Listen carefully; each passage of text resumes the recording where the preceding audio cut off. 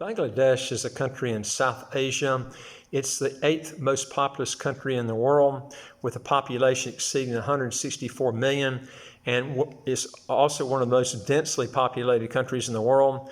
Bangladesh shares land borders with India to the west, north, and east, and then Myanmar to the southeast, and then the Bay of Bengal to the south. $1 equals 84.91 Bangladeshi taka. In this video, I'm going to give you the advantages and disadvantages of residing in Bangladesh. Also, if you're making at least 150,000 US dollars a year or have a net worth of at least 1 million, and you're looking to get your taxes to zero or get a second passport as quick as 3 months, do 3 things. Hit the subscribe button to the right of your screen here, and you'll get new videos as they come out automatically. And don't forget to hit the notification bell next to the subscription button. And number 2 is I'd like to hear from you. If you got a question or comment, just put it below and I'll get back with you as soon as possible. And number 3 is go to our website, www.citizenshipquickly.com, and hit the top bar of any page where it says apply with us, and then fill out the questions, and then hit that bar on the bottom of the question form that says send it to us so we can get back with you.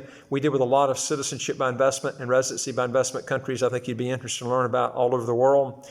All right, now people who invest in Bangladesh can acquire permanent residency status by investing a minimum of $75,000 in non-repatriable funds. Citizenship is available by investing a minimum of $500,000 US or by transferring $1 million US in non-repatriable funds to any recognized financial institution in Bangladesh.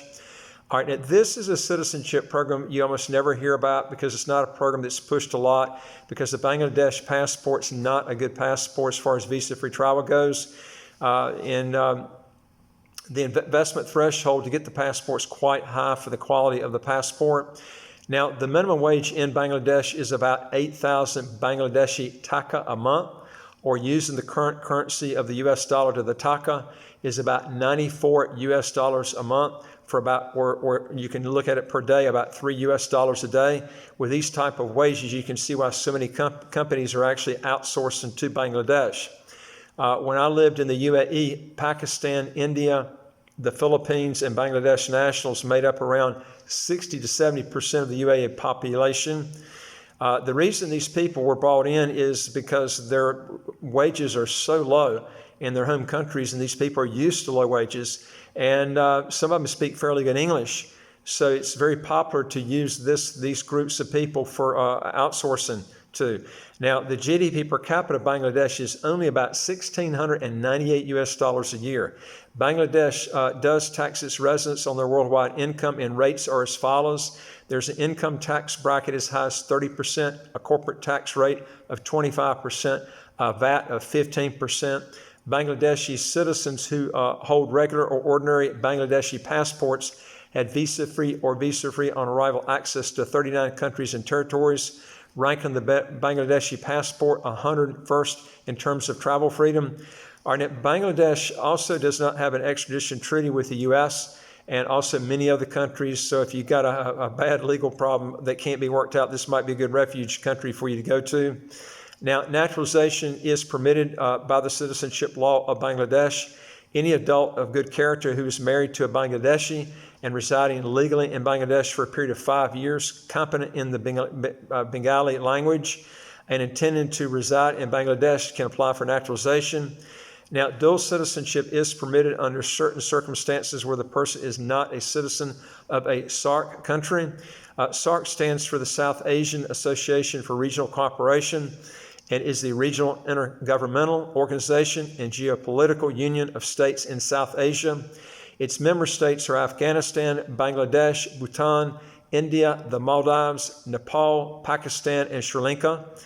Now, I'm going to give you my evaluation on the Bangladesh Residency by Investment Program, and it is as follows. If you got a company that has a high labor cost, you can reduce that figure dramatically by running your business in Bangladesh, maybe as much as 95%. Just about everything you buy in this country is going to be very cheap.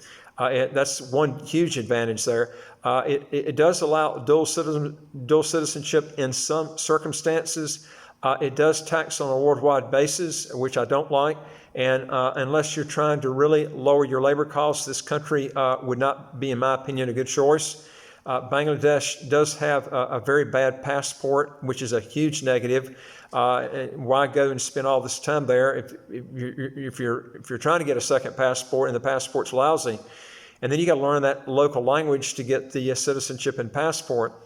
Also, the government of Bangladesh says that you can apply for citizenship after residing there for 5 years, but I can tell you, you better count on 10 to 12 years before you can get that passport.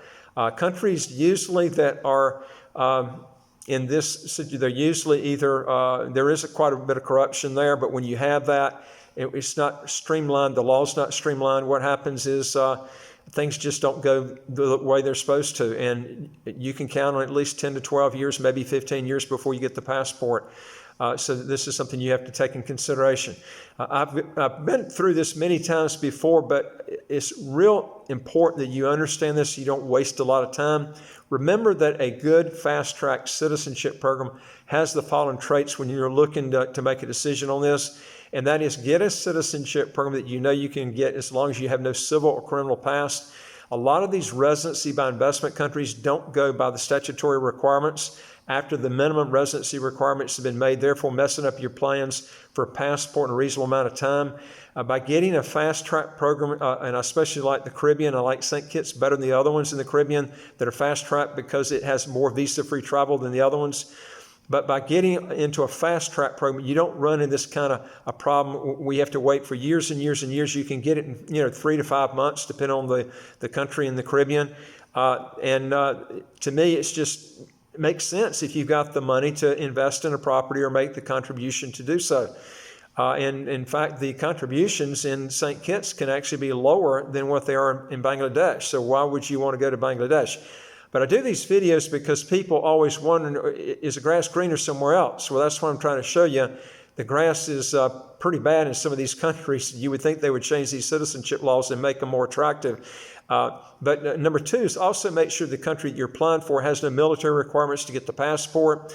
That's a main thing you want to look at. And number three is make sure the tax system that's in place for that country is either territorial or pure tax saving and doesn't tax worldwide income on investment income at least, and does not tax income outside the country, but also doesn't have any income tax inside the country. Ultimately, you should be picking a pure tax haven. That's the best. But if you want to go to a territorial tax basis, you can choose that too. But don't go with a country that taxes worldwide income.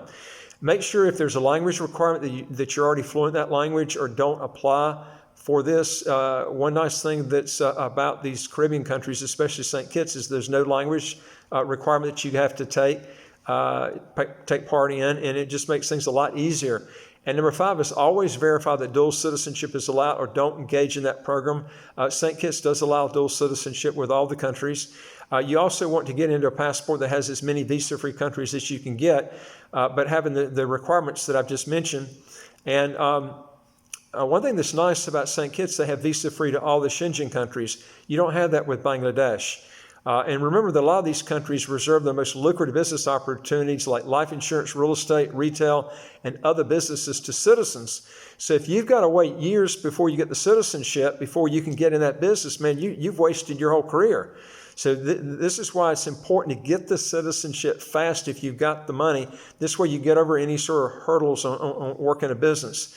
And also, when you move to a new country where you don't know the language, it's going to take you 3 times longer to get everything done. Just slows you up like crazy. Anyway, if you're making at least $150,000 US or more a year, and have a net worth of at least $1 million US, hit the subscribe button on the right of your screen. You'll get new videos automatically as they come out. And I'd like to hear from you. If you got a question or comment, just put it below. And number 3 is go to our website, www.citizenshipquickly.com, and hit that top bar that says apply with us. You'll get a questionnaire form that comes up. Just fill that out. And on the bottom part, it says send it to us. Just hit that. We'll get it. We'll get back with you, and we'll see what we can do to help solve your problem. We deal with a lot of citizenship by investment, residency by investment countries all over the world. And I look forward to talking to you on the next video. Take care.